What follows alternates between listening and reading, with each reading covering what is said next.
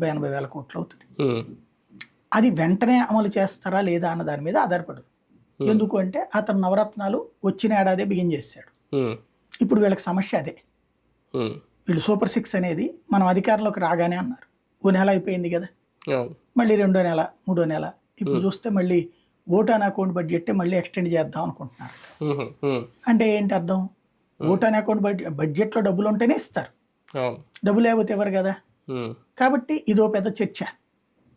ఆ కాన్సెప్ట్ నుంచి ప్రస్తుతం ఇదిగో అంటే ఒక రకంగా సైకలాజికల్ గా సిద్ధం చేస్తున్నారు.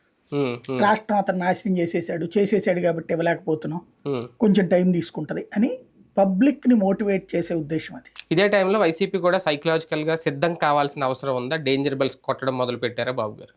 ఎందుకు, వాళ్ళకి ఆల్రెడీ తెలుసు కదా. ఇప్పుడు అంటే 11 సీట్లే కదా, ఎంతసేపు కొడితే అయిపోద్దేమో, నిజంగా ఇందాక ఆయన అన్నట్టు భూస్థాపితం అయిపోద్దేమో పార్టీ, అది డేంజర్ బెల్స్ కాదా వైసీపీ? ఇప్పుడు ఏమైపోతుంది, అంతా వెళ్ళిపోయారు అనుకుందాం, ఒక జగనే ఉన్నాడు అంటే కోలుకోవడం కష్టం కదా. అప్పుడు ఇంక ప్రత్యర్థి లేకుండా ఉంటే మరి ఆ పాలన అప్పుడు ఏమనాలి? అప్పుడు చూస్తారు కదా పబ్లిక్. ప్రత్యర్థి లేని రాజకీయాన్ని ప్రజలు కూడా చూస్తారు కదా, కోరుకుంటారు. అది 4 రోజులు పోతే తెలుసుద్ది కదా. ప్రత్యర్థి లేని రాజకీయాన్ని ప్రజలు కోరుకునేటట్టు అయితే ప్రతిపక్షానికి 40% ఓట్లు పడవు కదా ప్రాక్టికల్ గా. కాబట్టి ప్రత్యర్థి ఇప్పుడు తెలుగుదేశం 23 సీట్లే వచ్చింది, ప్రత్యర్థిని పక్కన పెట్టారే ఏంటి జనం.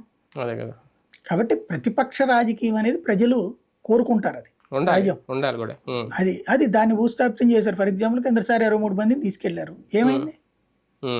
ఇప్పుడు మొత్తం జగన్ ఒక్కడి తప్పించి 10 మందిని తీసుకెళ్లిపోయారు అనుకుందాం, జనం యాక్సెప్ట్ చేస్తారా? ఏమవుతుంది? తీసుకోరు నాకు తెలిసి. కాకపోతే ఏంటంటే నేను అనుకోవడం వల్లే